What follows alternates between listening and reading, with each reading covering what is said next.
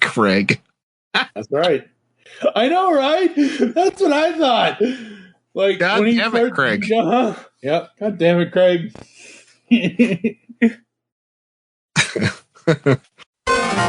Sounds good. Oh, yeah. Oh, yeah. Oh, yeah.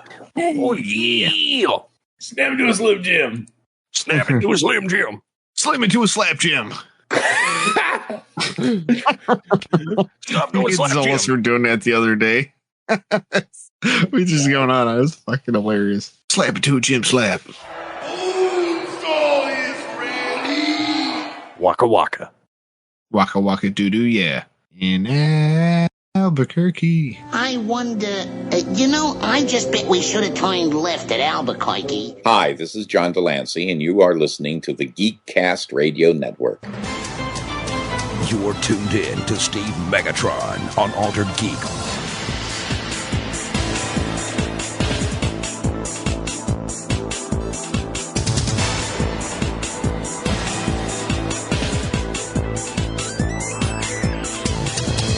Hello, and welcome to Altered Geek. I'm your host, Steve Megatron, and joining me on this adventure into geekdom is TFG1Mike. Hello. And Captain Ruggles Gaming. How are you doing, everybody? And for those that are unfamiliar with Captain Ruggles, he has videos on geekcastradio.com, so if you haven't watched any, check them out. Nice commentaries and fun antics in video games. General shenaniganry. And not to bury the lead, folks, it's been, when did we launch Wars? 2011, 2010? 2010. It's been a few years since we had a different Phillips on the Geekcast Radio Network, but Captain Ruggles is Steve Megatron's brother. So there is that. So it's a family affair tonight. That is affirmative. Yes. And he does all kinds of crazy streaming over there on his channel over on YouTube. What would you say are the three main games you play? Right now, I would have to say, first and foremost, Empyrean Galactic Survival. Fantastic space game. It has its issues, but it's pretty good for $20. The second one I would have to say is Far Cry 5, because, I mean, who doesn't love throwing shovels? It's fun and it's hilarious. You throw shovels? Yeah, you could throw shovels, and it's an RPG shovel launcher. And I've taken helicopters down with it. It's great. Would it kill you to raise a shovel? The amount of shenanigans I can have with shovels in that game, that's like all I use for the most part. It's great. Shovel? That's like me and the M-Law in Battlefield 4. Yeah, I used it as a sniper rifle. Yep, definitely. And then an anti-air missile. Then I'd have to say the third one would be Crusader Kings 3. It's a medieval strategy game. You can be the Habsburgs if you want to, or be like them, or you can do other shenanigans and conquer the world. For a minute there, I thought you were going to say you could be the Hatfields or you can be the McCoys. Well, when your family empire starts to expand, it becomes like that because your family, you do a lot of infighting to be the king or emperor. It's great. Oh, you brothers would know. I'm an only child, so I don't have that luxury, thankfully. I am sorry. The reason I was a little delayed was because I had to break up my own children's of WrestleMania in their bedroom. So understandable. I'm familiar. 10 o'clock, 8 o'clock at night, WrestleMania. That's about right. But plus, I mean, we also used to get pretty ornery on our own, even as kids, because we were like, "Shut up! I'm trying to watch TV." Whop. Yep. I think I did that to you, actually. Yeah, you were trying to watch TV. I was trying to turn the GameCube on and something. I think I was trying to watch Who's Line or something, and you were like doing something, and I was like, whop, right on your leg, and you were like, oh yeah, big and black and blue mark. And Mom was pissed. Like, oh yeah, she was so mad. She's like, "What did you do?" And I says, "He wouldn't shut up. I was trying to watch TV." And she's like, "Guess where you're going? You're getting your ass whooped." Yeah, she's like, "You're not watching TV anymore." And then you still got to play the GameCube. God damn right. Super Smash Brothers Melee. That's right. I actually have those on my PC. Kirby. Yar. Eat me. No. Kirby and Donkey Kong. Always did a little smash the ground, nobody could get close to me. I like doing that. Like I've had my kids play it a couple of times on our spare desktop. And they're like, how are you so good? Blah, blah, blah. You're playing all against the computer. And I says, dude, I put them on level 9, all 3 of the characters, and have them all on one team against me. And you're pretty much. And well, I was Samus, but in Smash Brothers Brawl on the Wii, I play as Sonic. Oh my god. Yeah. And I can see it. He rips through the level. Like, I mean, you can run past them while they're trying to hit you, and then I can bounce in the air and then jump down with a speed kick into their face. No survivors. Yeah, pretty much. And so, yeah, they were like, this is brutal. And they played against me, and they watched the computer do it. And I was like, you are done. Kind of sounded like EA Sports. It's in the game. Yeah. Really Yeah. Or headshot. That's right. Headshot. Unreal Tournament. I freaking love that. I actually found my Unreal Tournament 2004 and Unreal Tournament 3 discs recently. Oh, wow. It's on Steam. Oh, really? Yes, I have it on Steam. Are you able to play against people online? I know we're going off on a weird tangent here. Okay. But I have not tried that. I have not tried that yet. I'm sure there's a mod for it. Well, they used to have it so you could play on an Unreal server with other people, and that's where I found the most fun because I knew where everything was in the game, and I was legitimately like evil when I played.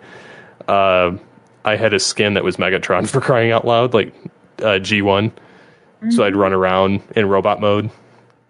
But yeah, I mean, I miss those type of games where you could do that. Absolutely. Speaking of games, folks, tonight we are going to be talking about the state of video games in 2024 based off of 2 stories from last year and 1 story from this year. So last year in May of 2023, there was a story that came out where on the Gaming Bible or gamingbible.com, I wasn't sure if it was .com or not. Gamers are demanding playable demos before pre-orders after string of buggy launches. Now, originally, I don't think we ever got to this, but originally this was supposed to be talked about on the Dragon's Lair with Kai Dragon Media. We never got to talk about it, I don't think. That's why I saved it for doing this, because, I mean, playable demos? Like I understand why they want them, but why are they demanding them? Really have to demand. Well, and I miss discs. I miss considering all the flops that have come out. Like, I've played Battlefield for like 20 years. The longest out of everybody who plays it in my family.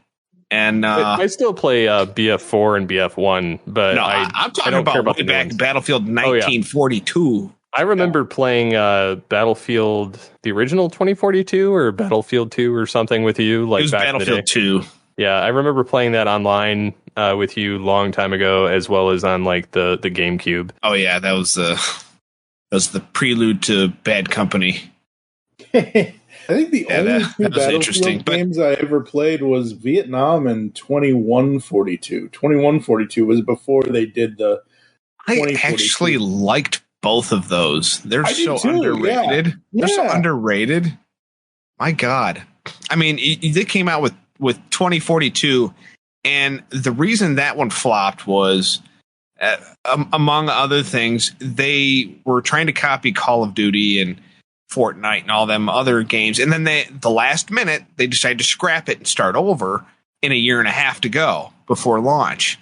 And they scrambled a bunch of stuff together to make just a multiplayer experience when they were supposed to make a single player along with what they had, and it completely screwed the game up. It was a complete disaster. That's actually why I don't play first person shooters anymore, is because of that experience. I swore off Battlefield. I'm not even going to buy the next one because of it. And Call of Duty, I played the very first one from 2003. Great game.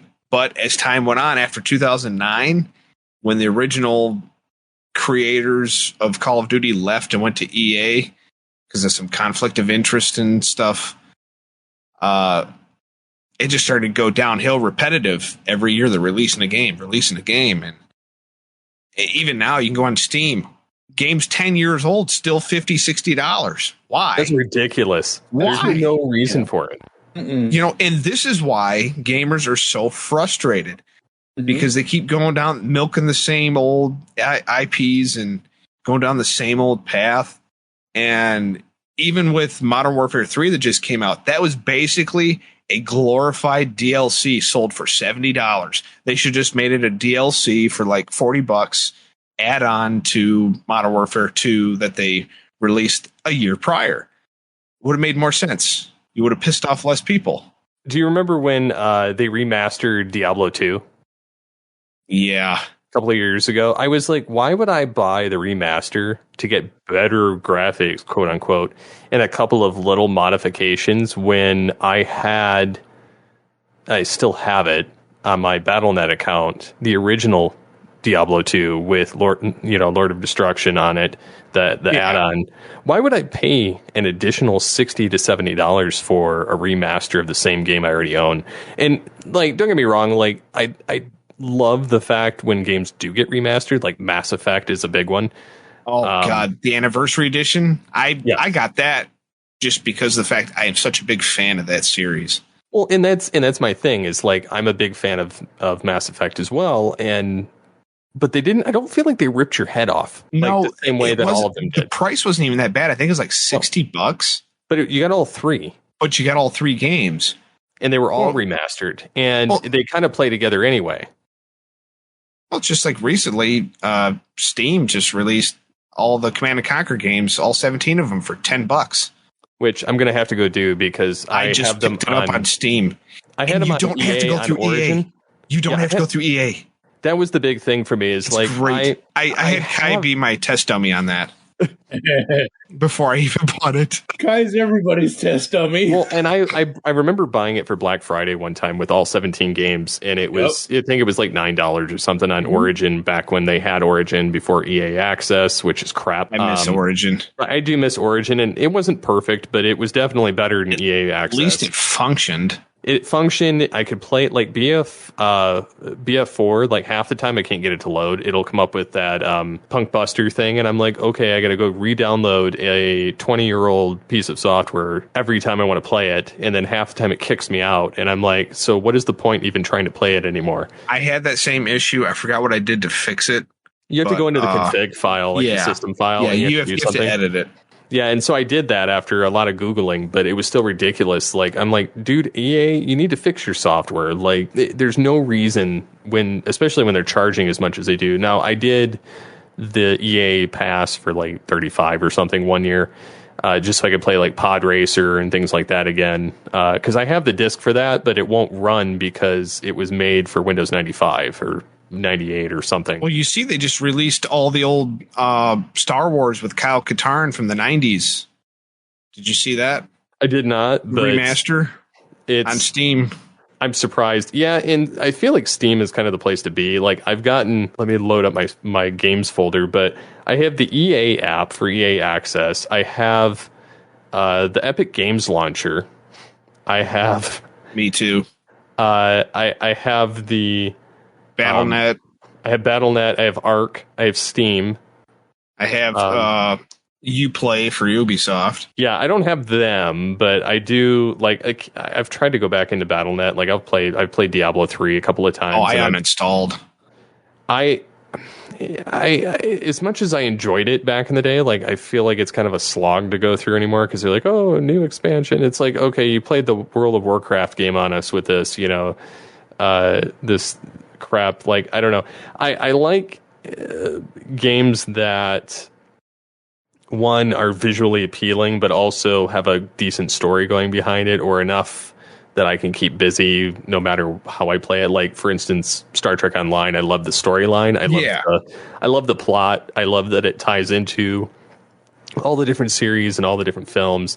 But when the episodes are gone, the only reason to play is when they're doing one of the in-game events, and that's to get, you know, whatever the Uber ship is of the year or whatever. You have to play like all these 4 to 6 events all year, and then you can unlock all of these additional features. And that and the episodes are the only reason I still play it. I enjoy like the interface. I enjoy the game. I enjoy the fact that I can play it on pretty much any machine because it's from 2010, and they of course visually update it and add on things, but it's free to play for one, unless you want to pay. But I don't feel like it's trying too hard to get the money out of you. Whereas like I feel like Unreal and I feel like EA, like they're like, oh, spend this extra, like buy this $70 game and then pay us another $30 for this add-on and then another $30 for this add-on. Goddamn microtransactions. And honestly, all that shit in this nutshell we just talked about is why gamers want the old playable stuff. demos. So we can get a little taste of what we're getting into so we can decide, do we want this or no? Which is why I love Steam, because of their refund policy. You can play it for like an hour and a half, and if you don't like it, you can return it, get all your money back. Oh, that's nice. That's the best part about Steam. With it, you have to return it within 2 hours of gameplay. After 2 hours of gameplay, you own the game. You can't return it. However, that makes sense. Which is fine, because if you try to do that on EA, guess what? They're going to fight you tooth and nail. Yeah, they're like, you own it. Yeah, you bought it. We're not giving you a refund. Yeah, I remember back in the day. I bought a game that Kai recommended to me because I like space games. Oh, I remember. It was X4 Foundations, and I bought it and all the expansion packs, and I went to go play it, and I'm like, there was no easy way to learn how to play it. As I was bringing it up, there was no easy tutorial, none of that. It was all confusing, and I'm like, you know what, this is just too much for me. Closed out of it, returned it, got my money back. And then I went and bought the abomination called Starfield. Oh boy, that's a whole other podcast, folks. That's a whole nother, talk. But if we could just have a sample to play, like it was Baldur's Gate 3 did it right. Now I'm not a D&D fan, but I will give Baldur's Gate all the praise that they deserve. They did a fantastic job. What they did was they allowed everybody to play test the first chapter, so to speak, for 2 or 3 years. And they were fixing bugs and learning from it, getting the feedback from the community. As they were developing the rest of the game, they were taking what they were learning from people playing that first chapter to help flush out the rest of the game. So that when they finally did release it, guess what? You had a goddamn masterpiece. And everybody and their mama was buying it. Yeah, you had a complete game. That's the biggest problem with games today, I think, at least, is do you remember? And this is dating us pretty badly, but when they used to have computer shows, huh?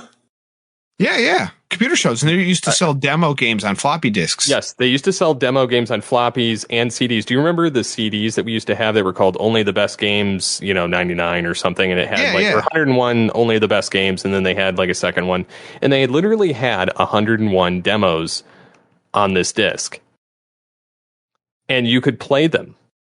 You could install them, you could play them off the disc. You had options. And if you liked it, you could go find and buy the full version. Exactly. It was great. And that was kind of my thing was I loved those discs because it gave me the option to do, to pick any of these games. I learned about Commander Keen. I learned about, Doom. A lot of these things. I learned about The Sims. Yeah. I played SimCity 2000 on it. And, a lot of these old DOS games, and while it was very dated, it was still fun because you had the opportunity to test all of these different types of games, and it didn't cost anything extra. Like you paid like $7 for a disc, and you just got everything.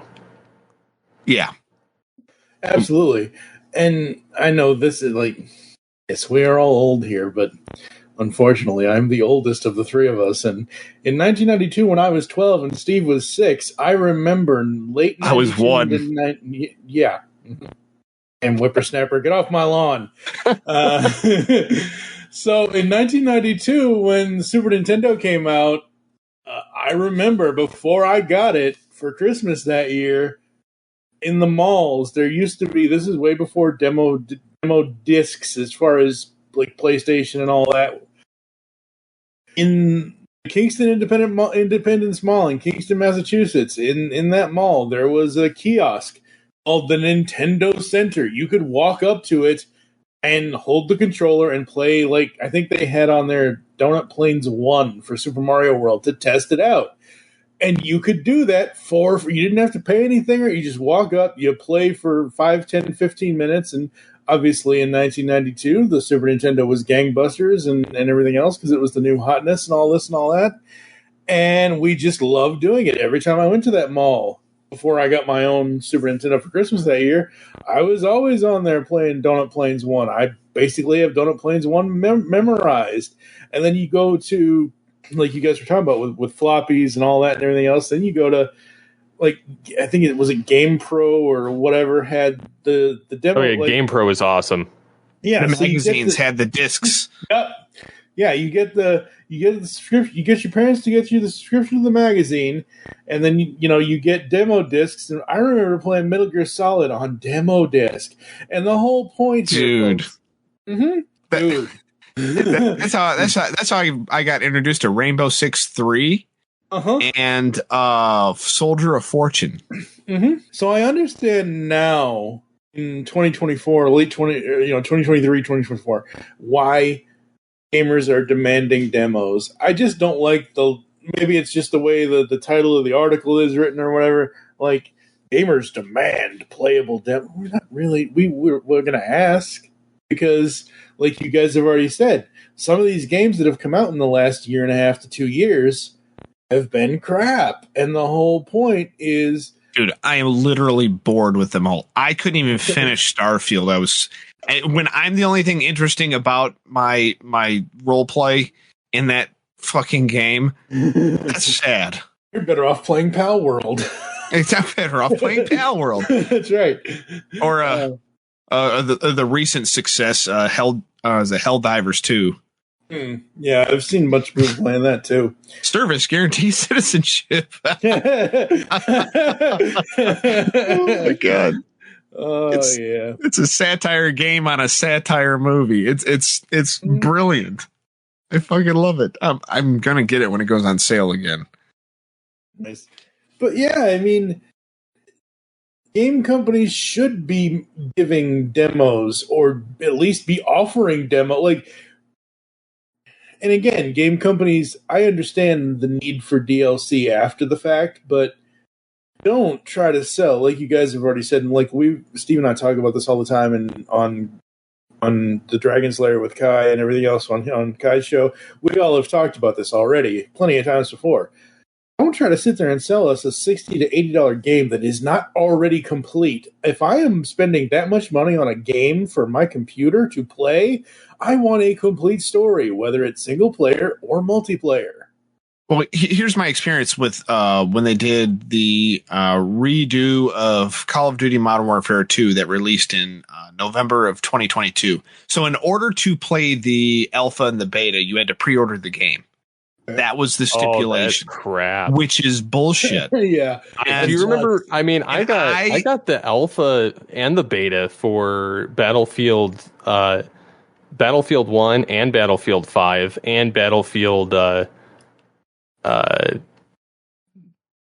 it 2142 or 2042? It came out after 2042, but 2042 I think you had to buy it. I think I still got the alpha. I think they gave me like 10 hours worth though. Yeah. To play. But, Activision's got to be the worst with their Call of Duty when it comes to this, because I pre-ordered it, and that was the last Activision game I pre-ordered. I no longer buy any of their products, but all the issues that we reported back to Activision in the alpha and the beta were still in the launch. Oh. And we're like, what the hell did you guys do the last 2 months when you're supposed to be fixing this shit, Yeah, exactly. Like, Jesus.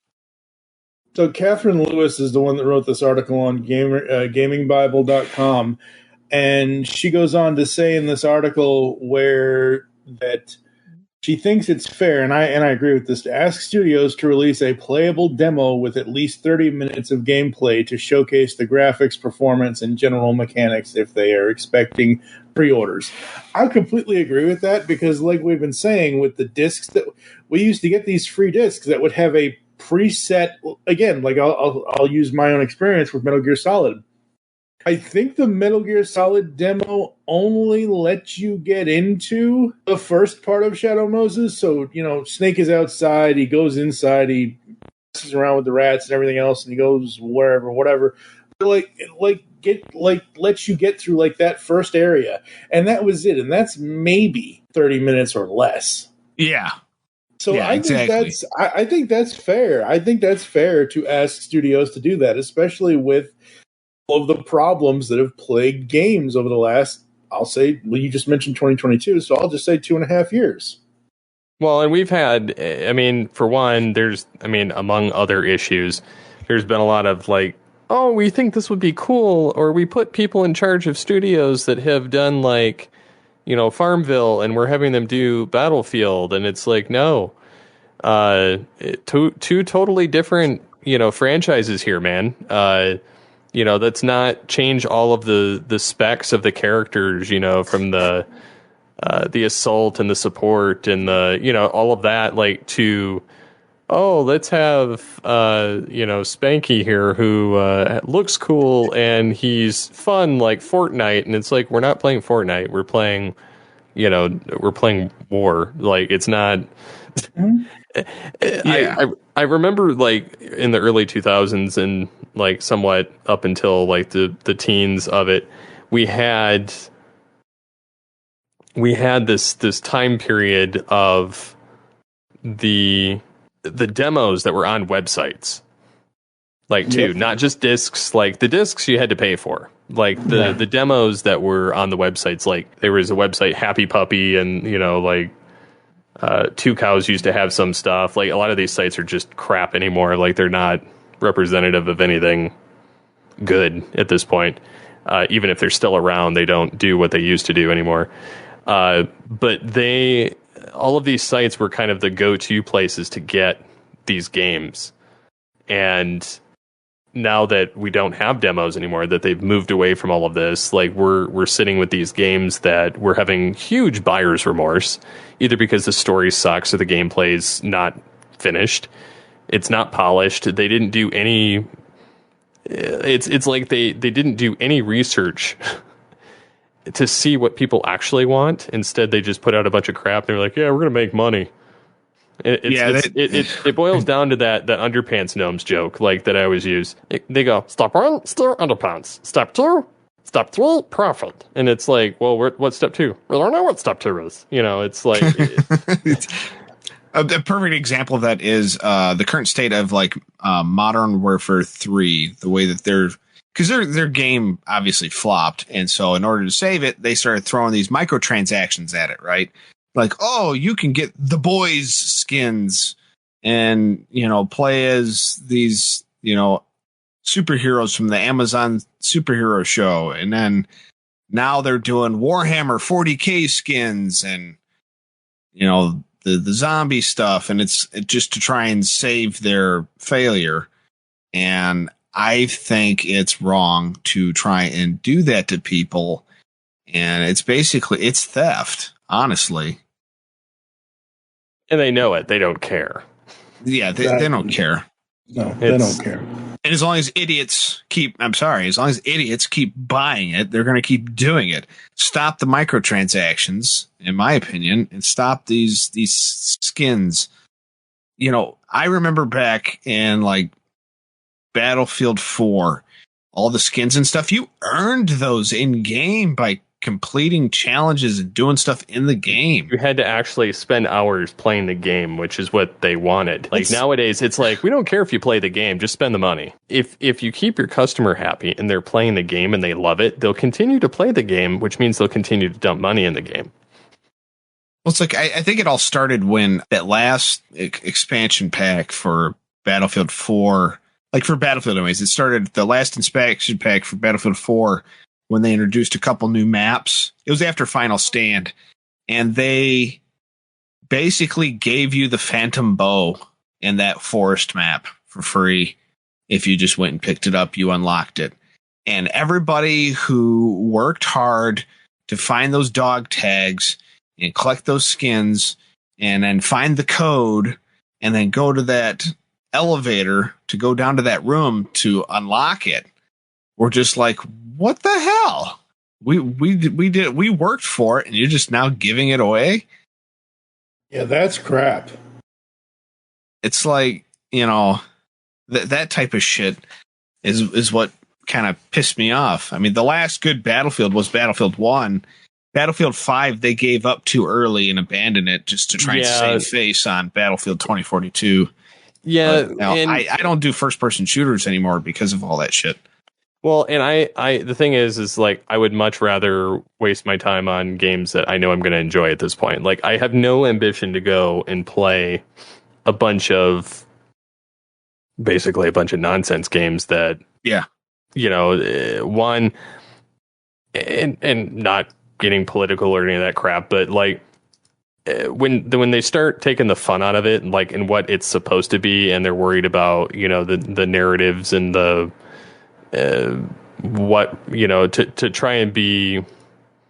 I'm sidestepping here. They shift the focus of the game from the game to like side messages that nobody really wants to care about. Or they're not historical. Like they're like, they'll throw things in too that, like, if you're playing a war game and it's like World War I, okay, some of this might be somewhat real, but as far as like what they're trying to achieve with it, but I guarantee a lot of what they've thrown in is just to placate people, and it's not actually anything that's of substance or going to help the game. It's just extra filler crap, because just to say, to virtue signal. It's not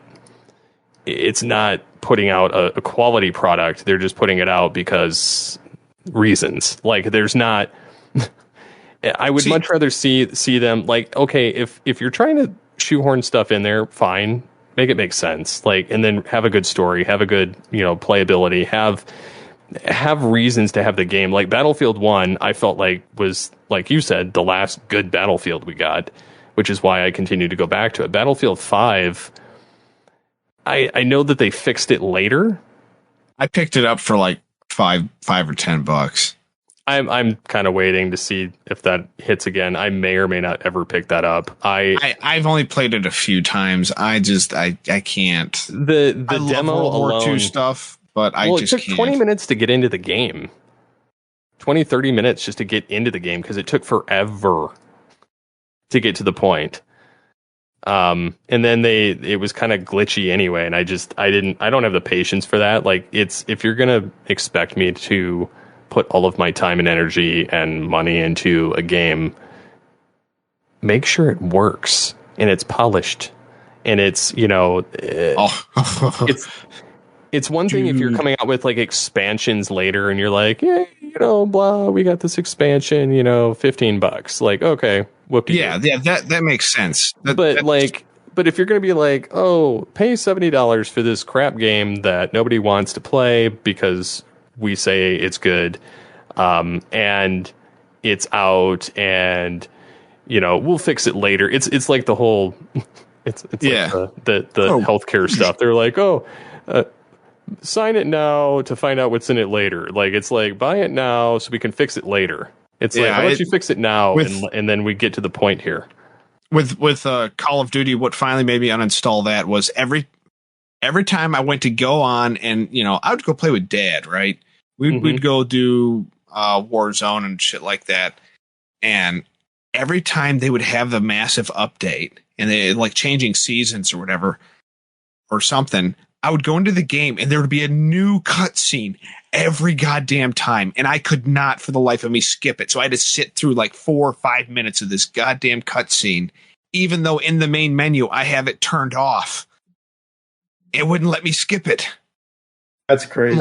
That's one thing they listened to on Star Trek Online. They added where you can, unless it's something extremely pertinent to the story, you can pretty much skip almost 95% of the story if you're just like trying to grind through, or you're replaying missions to get certain things, out of it.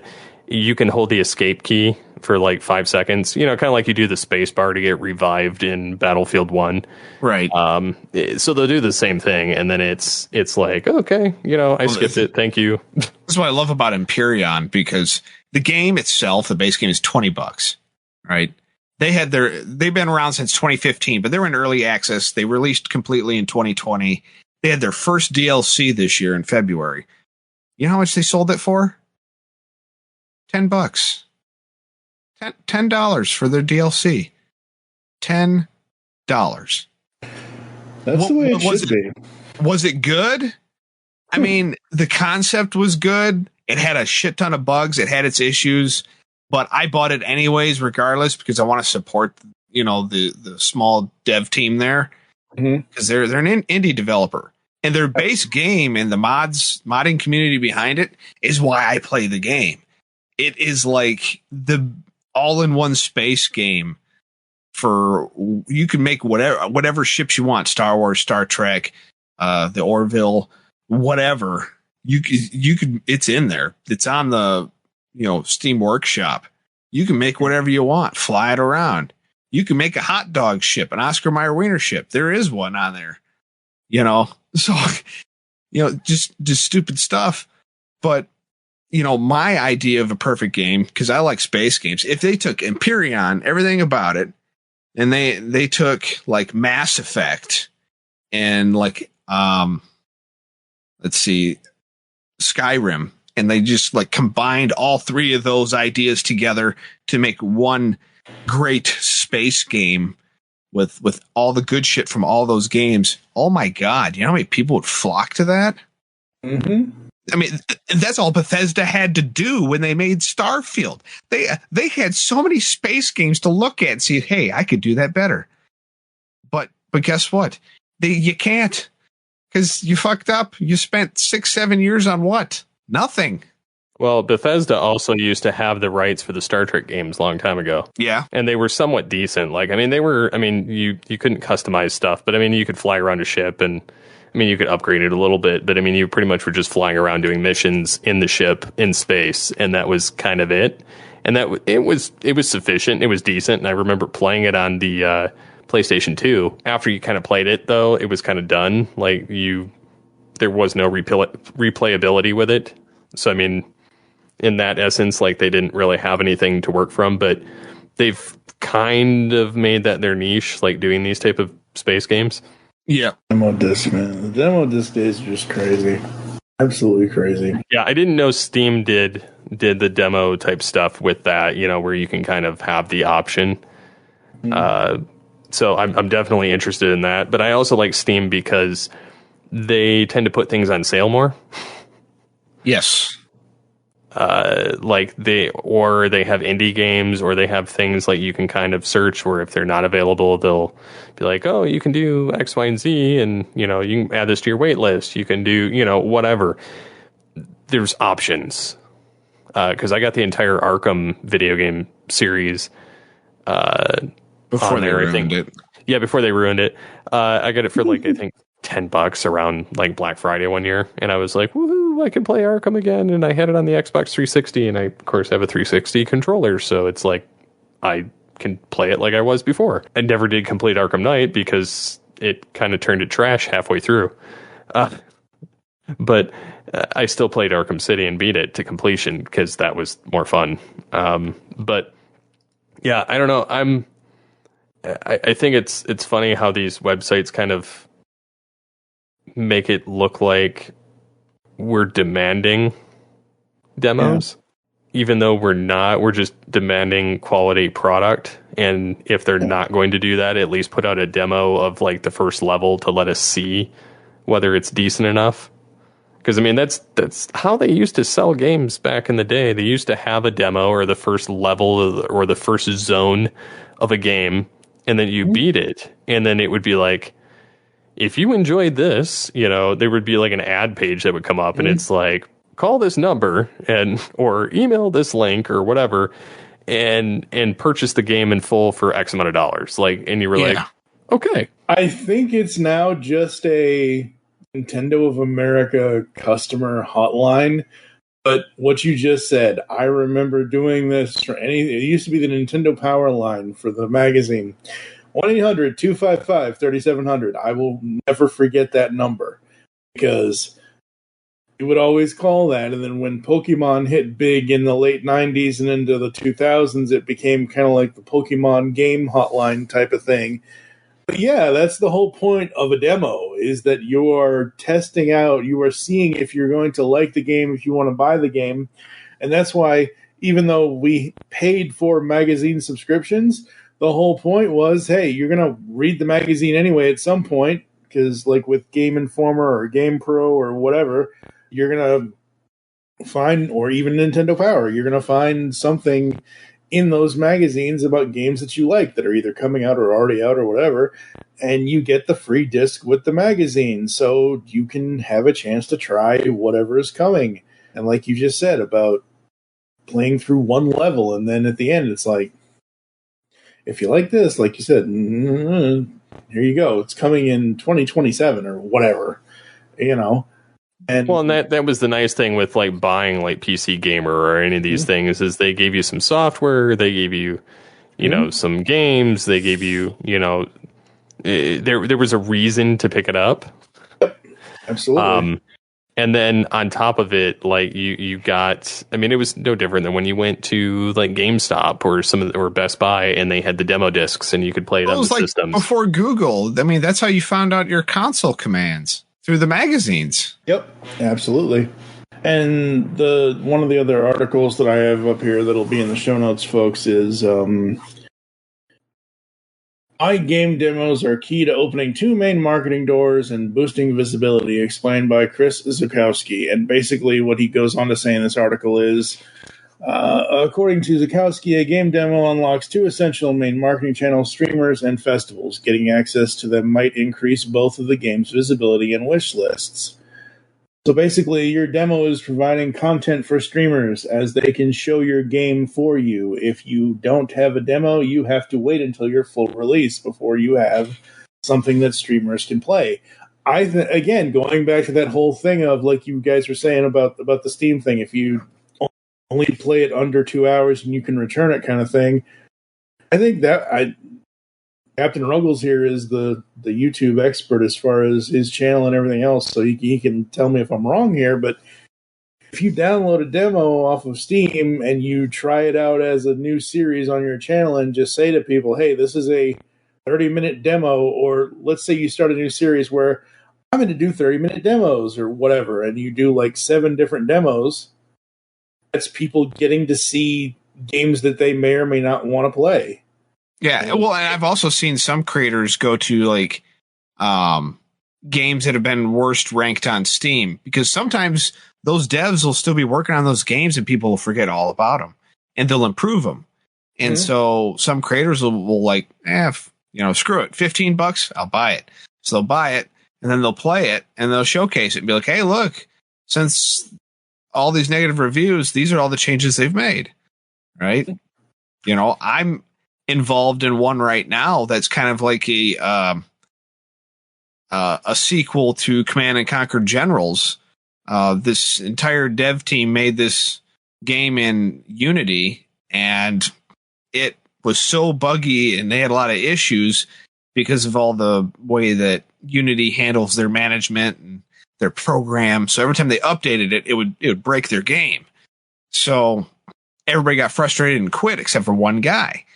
And he started rebuilding the game in Unreal. And I reached out to him like, hey, I downloaded your game and seeing you put it for free, so I played it. I mean, yeah, it's broken as hell, and I can't really spawn any units and stuff. But so what's going on with this? So he says, well, I'm abandoning the Unity, and I'm starting over from scratch, learning and building it on Unreal Engine, and he's made a lot of progress in such a short time from all of his experience in Unity. But when he has a playable demo, I'm going to get to showcase it on my channel and be part of that, because I sought out this. I was proactive, and I asked permission. That's a big thing. Ask permission. Oh yeah, absolutely. And if they say yes, they give you access to like a demo to play. Not only do you get first access to it and get to showcase it, but they get a little publicity as well with it. So it's a win-win. Yeah, absolutely. Yeah, it just, in one of the other articles that we have that'll be in the show notes of why we're currently in a golden era of game demos, I guess we are.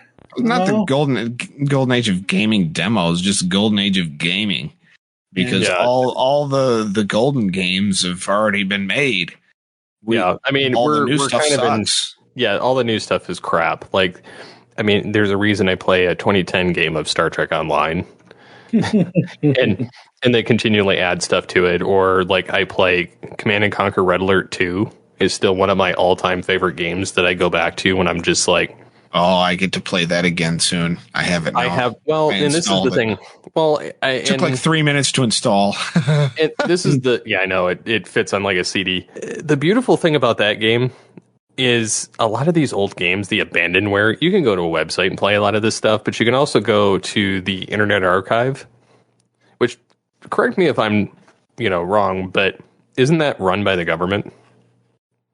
Yeah, I think so. I think it is, but you can actually download old video games directly from them. Because that's how I got Command & Conquer Red Alert 2, because EA's version didn't work. Yeah, through EA Play, it's broken. Yeah, well, it used to work in Origin. Yeah, it worked in Origin, but through EA Play, it's broken. Just like the problem that I had with Generals, it was broken. Mm-hmm. And so because of that, I went the other option, and it's not, I don't feel like it's illegal, because it's not like I went and torrented it. I downloaded it literally from the Internet Archive. And if it's broken and it's not available, whose fault's that? Like, it's not like people won't pay like $5, $6 for an. Well, here's the thing. It's not like you didn't own the game. You own the game on EA Play, but you can't play it because it won't finish downloading. Same problem that I had with Generals. Oh, it'll download. It won't show the screen. I can hear it. Generals, it would get to like 98% downloaded and installed, and then it would just crash. It would lose its connection with EA server, and it wouldn't continue. See, I have it downloaded, and I know that it worked because it played, and I've uninstalled it, reinstalled it. I've done the little hacks with the INI files that people have reported doing. It will load. I will hear it. I cannot see it. It will black screen every time. Well, I mean, you're covered. You're not pirating the game because you already own it. You just can't play the one you own because it's broken. Yeah, because again, they're too worried about getting money instead of fixing what they have. Exactly. It all goes back to the conversation we've been having for years. I say this in almost every, whether it's Kai's show, whether it's one of our podcasts, whatever. All of these companies, I don't care what kind of company it is, they just want the new customers. They do not want the loyal. You guys have been playing Command and Conquer since you were teenagers, or however the hell long, whatever. Like, that's loyalty. Like, loyalty needs to be rewarded as a customer. Yeah. Like, end of story. Like, don't just give the new people, don't just try to rake in the new people with whatever you're trying to do. Come to us and say, hey, look, we've been doing this for blah, blah, blah, or we've been working on this, or would you like to try this, or whatever. Yeah, so, I don't know. You know what I hate about most modern strategy games? They give you a unit cap limit, and it annoys the shit out of me. That's what I don't like the Tiberium series for Command and Conquer. I like the Red Alert. Absolutely hate it. I don't give a shit about Kane, his Wrath, or whatever. I like Generals and Red Alert. Those two series are their best in my opinion. And when they abandoned Command and Conquer Generals 2, I felt that was a big slap in the face. Well, that's because Westwood Studios was bought out. But Red Alert 2, what I love is I like to army build. I like to build the biggest freaking army that I can. Oh, yes. And then send them in swarms. And then surround them. I will literally do that for every game. Like, I don't care. Like, that's literally my favorite part, is swarming the enemy base. Or, building everything up to the point that I can just nuke them multiple times. But I don't know. Like, I feel like the fun in games has been lost unless you're dealing with indie. And the hard part is we don't have, like, alternatives that are well known for some of these AAA games. And that, I feel like, is a major disservice to gaming. I feel like they focus too much on these AAA games that are half-built, half-cocked ideas that are ultimately trash. And there's all these nice ones that are indie that are under the radar that you just don't know about because they're not covered. Right. You know what I just found out? There is a game called Earthbreakers, which is made by ex-Command & Conquer developers from Westwood Studios, and it's basically a spiritual successor to Command & Conquer Renegade. Oh, wow. I will send you the link. It's on Steam? I'm going to check that out. Yeah, I think it's on Steam. Yes, I think I found it. Petroglyph Studios? Yeah. Yeah. I'm going to check that out. It's still a strategy game, and it's a third-person shooter. You know what's funny? Looking at the graphics, the menu system on the right looks exactly like Command & Conquer, but it's green instead of blue. Oh. Yeah. Which is hilarious. I'm so in favor of this. That's awesome. And wow, Westwood Studios. Damn you, EA. What the hell, man? EA. Yeah, the Command & Conquer Remastered Collection is $20 on Steam now. I got it for $10 yesterday. Maybe it depends on which versions you get. Although they're listed as Petroglyph games. So I wonder. But yeah, I'm so in favor of, like, anything that can replicate the old stuff without taking away from it necessarily. Like, what's that studio? They closed down. So the Command & Conquer Remastered, Petroglyph Games was also involved with that. Okay. Just like, it was at Lemon Sky Studios is another iteration. The Command & Conquer, the 17 games, is still $9.88 on Steam. I'll have to look for it. I wonder if it's not the remastered collection. No, it's the CNC Ultimate Collection. Okay. Because that's all I care about. That's all you care about. Yes, folks. Playable demos do matter. I'm sorry, we just keep going off on a goddamn tangent. Hey, no, it's all right. That's what the show's for, right? But yeah, man, just oh my god. Again, I don't blame some of this article that we're going off from 2023 here. The gamers are demanding play.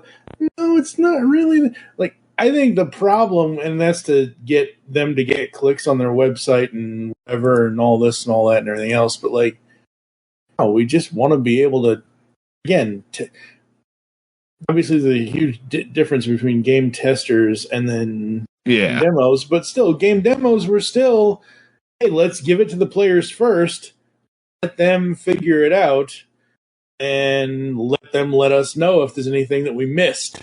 That's I'll be back. thing. I gotta let my dog out. All right, no problem. Graduation ceremony will commence at 1200 hours. Attendees, please confirm you have clearance for departure. You are part of an enduring tradition. For over 200 years, men and women have served with honor, courage, and wisdom. Our first duty has always been to the truth, the guiding principle that defines us. From the stars, knowledge. To wear this uniform is to continue a most noble mission. Welcome aboard, Lieutenant. To explore strange new worlds. To seek out new life and new civilizations. To boldly go where no one has gone before. In this dark hour, you must shine. You must light the way for the lost and oppressed. The final frontier awaits, and though you sail a ship upon a sea in storm, you wear the uniform. You carry the tradition. Valor and sacrifice are your watchwords. Whatever comes, whatever finds you, stand tall, hold fast. You are a Starfleet officer. Lieutenant Yoshi, alert Starfleet. We have engaged the Borg. We are the Borg. Resistance is futile. They used to have Unreal Tournament 3 on here. Huh? On Steam. But it's no longer available. But it says the title is currently unavailable and will be available in the future. But I've been seeing that for a long time with all of the the Unreal Tournament series, which kind of sucks. Yeah. Yeah, I have the Arkham City full on game. I don't have Arkham Origins. I have Arkham Knight, but I don't care enough. They have the Mega Man X Legacy Collection. Which I've thought about just because I liked Mega Man X. Do you remember DC Universe Online? Oh, yeah. I used to play the crap out of that around the same time that Star Trek Online went free to play, because they did too. And I was like, oh, this is cool, blah, blah, blah. And then I started playing it, and I was like, this is way more difficult than is needed to play this game. And I was like, I'm good. I don't care to ever play this again. And what's funny is the Mega Man X Legacy Collection, I have them all.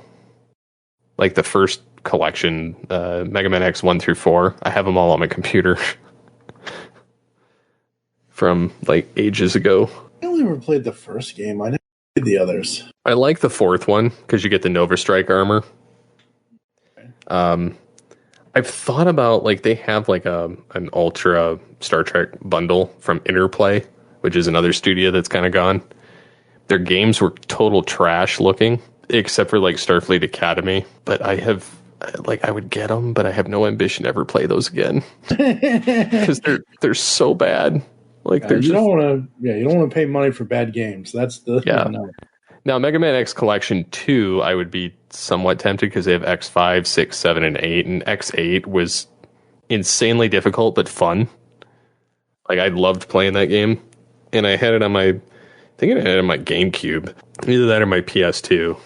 It was one of the two. I think it was the GameCube. It was a lot of fun, but I can't see ever sitting there long enough to play it. Like, I don't have the mental dexterity to sit there and do that. Multiverses, that was another one that I got to review. And see, that's what the thing I love when I get to review a game, because not only do I get to play for free, but I also get to kind of see, I kind of get to see like something, before it's like kind of mainstream. The Multiverses was like DC's attempt to do a Smash Brothers or Warner Brothers, and it was fun. It was not as intuitive or easy as Smash Brothers, and so I feel like it failed there. But what I liked about it is you had Kevin Conroy as Batman, you had George Newbern as Superman, you had the Scooby-Doo characters, you had multitudes of other Warner Brothers characters, and I I think it's hilarious that they launched, they're actually not even launched yet. This release date was July 19, 2022, but Steam doesn't have, it says Multiverses launches on May 28th, 2024. So I wonder if they took all of the feedback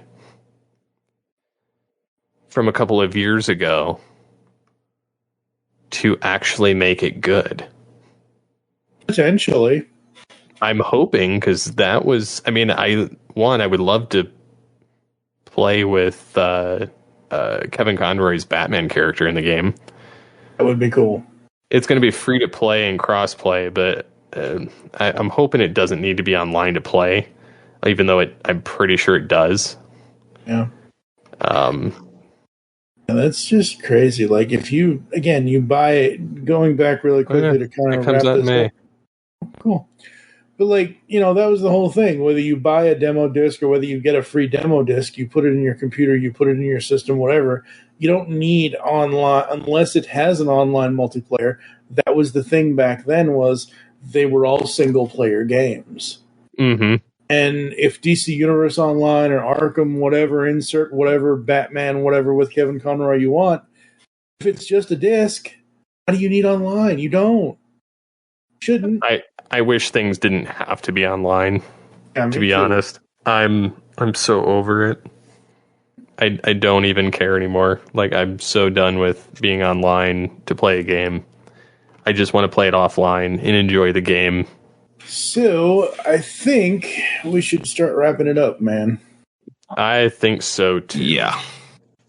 Ruggles, is there anything that we missed? Is there anything that you want to say? Is there anything about the demos and the whatever before you start going through all your plugs? No. He's tired, folks. We're all tired. We're old men. Why are we up at midnight? Stop it. It's not midnight yet. It's close. I gotta be up for work in like 5 hours. 5 hours, yeah. Yeah, well, that's the way we roll around here with one of the brothers living in the mountain time zone. Yeah, it makes it difficult to record. It does. It'll figure it out. Always do. But Pixels in the Animation is wrapped on the Super Mario Bros. Super Show. Now, TFG1Mike and TV's Mr. Neil head to Hyrule. That's right, listeners, from episode 16 through episode 20 of PETA, Pain in the Ass. We will be covering all 26 episodes of the Legend of Zelda cartoon. Excuse us, podcasters. You can catch Pixels in the Animation every Wednesday on iTunes and www.geekcastradio.com. Hey! Excuse me, princess. So you have nothing to plug before we get out? What do you mean, nothing to plug? Well, I'm Channel, saying, all that stuff. Do you have any games you're playing or anything that you got coming up that's... I'd never heard that term before. Okay. Interesting. No yeah. Must be living under a rock. Yeah, promote yourself, term. Essentially, yeah. It's a podcaster term. Yeah. Visit youtube.com/@Captain Ruggles, or just YouTube search Captain Ruggles Gaming. My channel should pop up. I got some interesting things coming up. I'm currently playing Empyrean as usual, but I do have a server that we're going to be having at the end of the month, which is going to be fun. I'll be doing channel memberships soon, so that's cool. This Friday, I actually played Left 4 Dead 2 with over 20 mods, because me and another creator were trying to break the game, and all I got to say is Terry Crews makes Left 4 Dead 2 very terrifying. So it's it's going to be hilarious, but of course, I'll look forward to it. Yeah, Friday at 11 a.m. it drops. It's a hoot. I also got more role play for Far Cry 5 coming out next couple weeks, as well as some more tutorials for Empyrean. So other than that, rocking it out. Awesome. Before we get out of here and Steve goes through the closing, I did want to say, folks, the next episode for Alter Geek that we were going to do is something we planned on doing last year. We are going to go through BTAS, A Legacy of Voices Remembered, because when Kevin Conroy passed away a couple of years ago, it just made me think of all of the people that voiced voices in Batman the Animated Series that are no longer with us. So we're going to be celebrating their legacies next time. Yep. So remember, if you like what you hear, to subscribe to the show on all the various platforms of podcasting, such as Apple Podcasts, Spreaker, Google Podcasts, which I think became YouTube Podcasts, Spotify, and yeah, you get the picture. So search Altered Geek, and I'm fairly certain you'll find us there. Or if you want to make your job a lot easier, go to geekcastradio.com and listen there. So thank you as always for listening to Altered Geek. And until next time, get altered, get geeky with the Altered Geeks. What you doing with that shovel, buddy? I was in Philadelphia!